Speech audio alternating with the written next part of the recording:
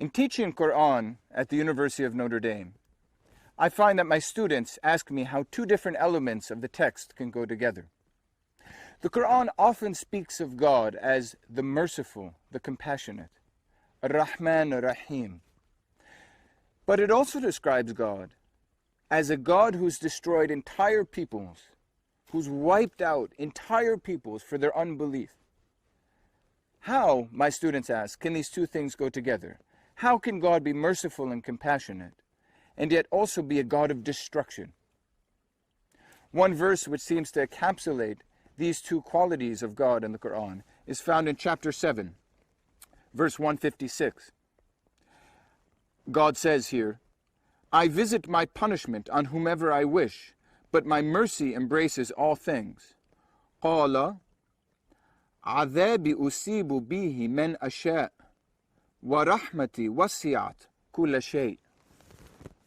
How do these two things go together for the Quran? Indeed, we might think the Quran is so insistent on both aspects of God, so insistent that God is merciful and that God is a God of punishment and destruction, that the author of the Quran must have seen a certain consistency or a way to reconcile these two different aspects of the divine personality.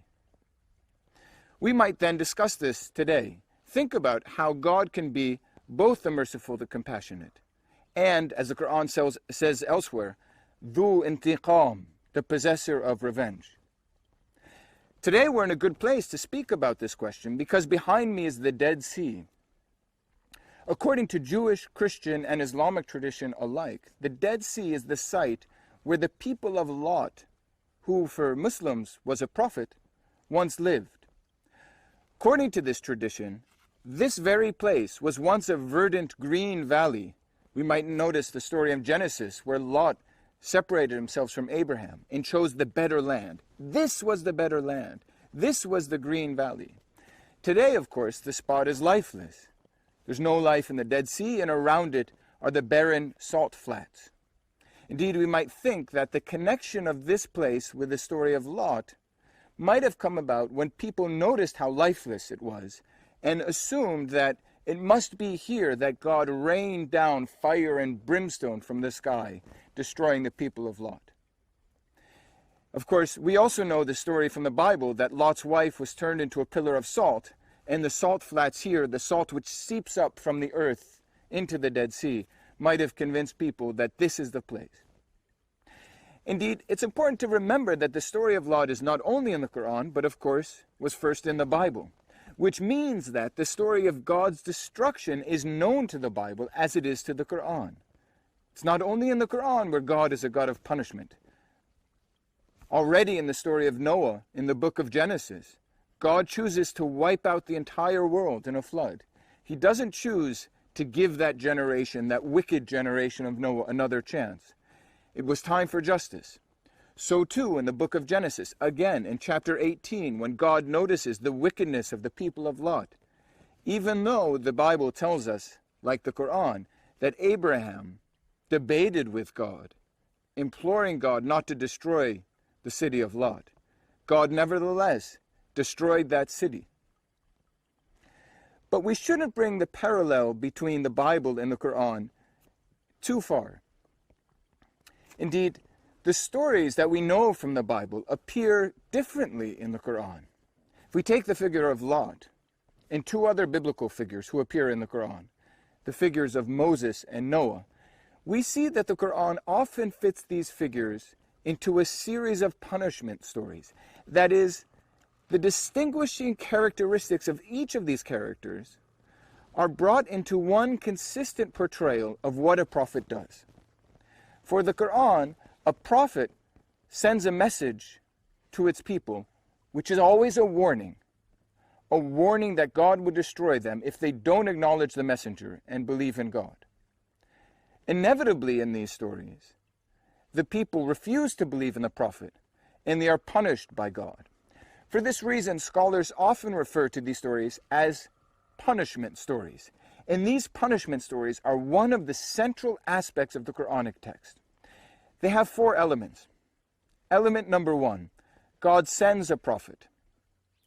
Element 2, the prophet preaches to his people.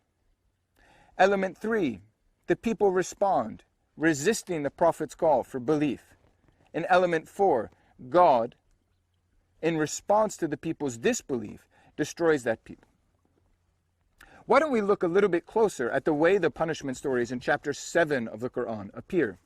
There are other passages as well where these punishment stories appear, such as chapters 11 and 26 of the Quran. But chapter 7 is interesting for the way in which they appear in one quick succession. We have 6 different stories here that appear in chapter 7, all of which follow the same scenario. First, we have the story of Noah. Then we have stories of 2 characters not known to us from the Bible. First Hud, and then Saleh. Then we have the story of Lot.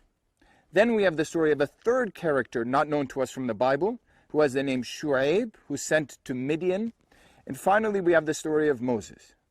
These stories unfold with a remarkable consistency, one after another. Even the same sort of language is used for them. We might see, for example, beginning in verse 59 of chapter 7. God sends Noah. Certainly we sent Noah to his people. That's element 1 of the punishment stories, the sending of the prophet. Verse 65, the sending of Hud, and to the people of Ad, Hud, their brother, and so on and so forth. We could trace this also for the sending of Saleh, the sending of Lot, the sending of Shu'aib, and the sending of Moses. Element 2, we see the prophet preach to his people. Verse 59, Noah says, O my people, worship Allah. You have no other God besides him. And then notice verse 65. The next prophet, the prophet to Ad, the prophet named Hud, says, O my people, worship Allah. You have no other God beside him. The same words. Now there's no question of identifying exactly when the first prophet was preaching, or exactly when the next prophet was preaching, or exactly where they were preaching. There's certainly no question of what language they were preaching in. The Quran's point is they said the same thing in the same words to their peoples. And, as we turn to element 3, that their peoples had the same response. We read, for example, that Noah's people responds, verse 60, Indeed, we see you in manifest error. They refuse to believe in him. And we see that Hud's people respond in the same way. Verse 66, Indeed, we see you to be in folly, and indeed we consider you to be a liar. Element 4, then, is God's response to their disbelief, which is the report of the destruction of these peoples. In verse 64, we hear of the destruction of the people of Noah. We delivered him and those who were with him in the ark, and we drowned those who denied our signs. Verse 72, we read of the destruction of the people of Hud, known as Ad, the people in Ad, or the people of Ad, rather. We delivered him and those who were with him by a mercy from us, and we rooted out those who denied our signs and were not faithful.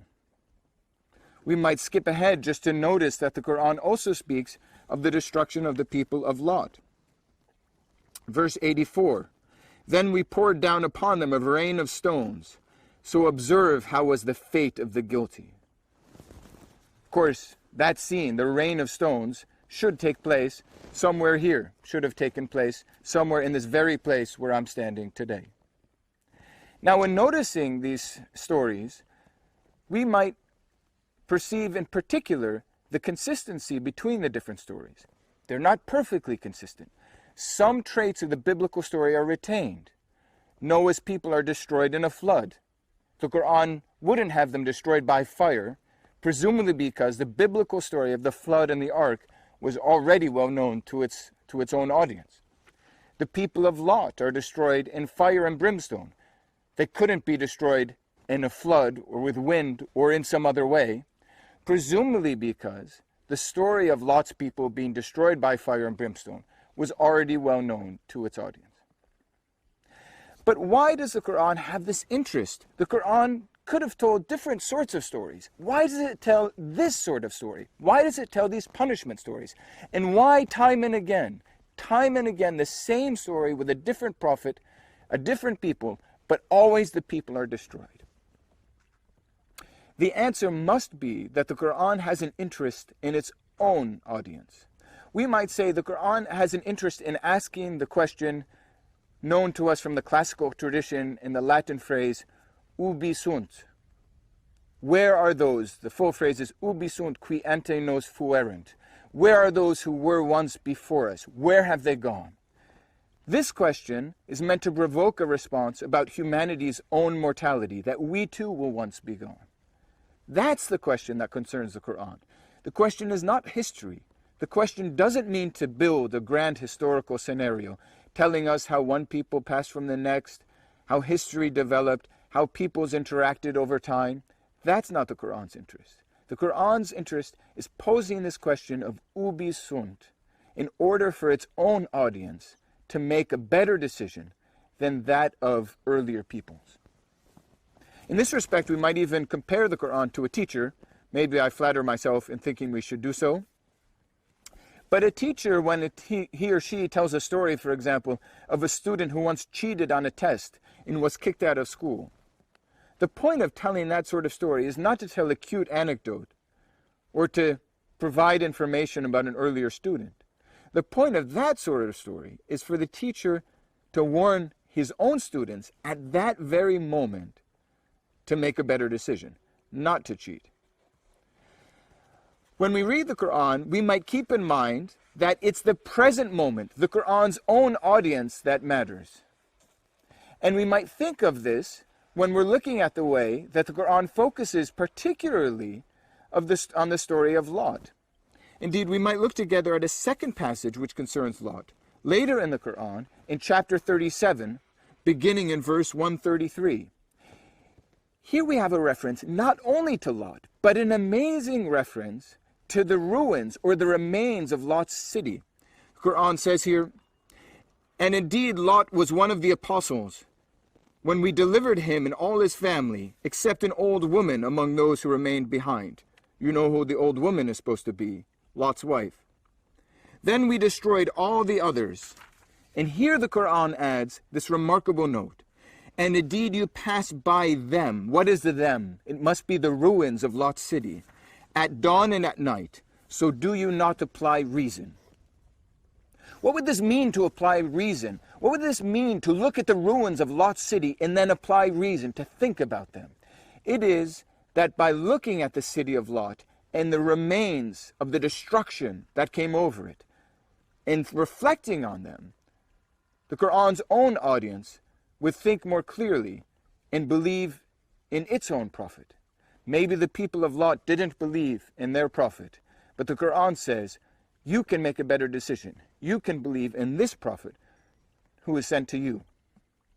Conclusion, we might reflect then on what the Quran is saying about its own prophet, the Prophet Muhammad. In a sense, we might say, the Prophet Muhammad appears as the last of the prophets of the punishment stories. He's telling these stories in order to warn his own audience so that they won't be destroyed by God in the same way that the people of Lot were.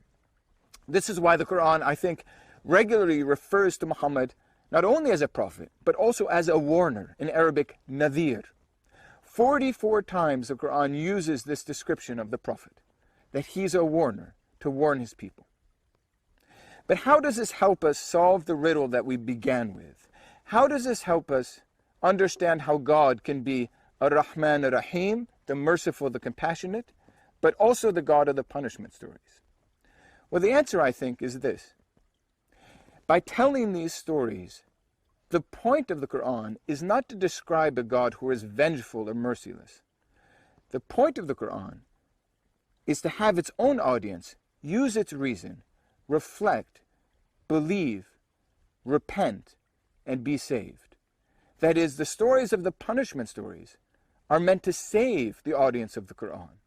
And God is acting not with vengefulness, but by delivering this message meant for the welfare of the Quran's audience, God is acting with mercy.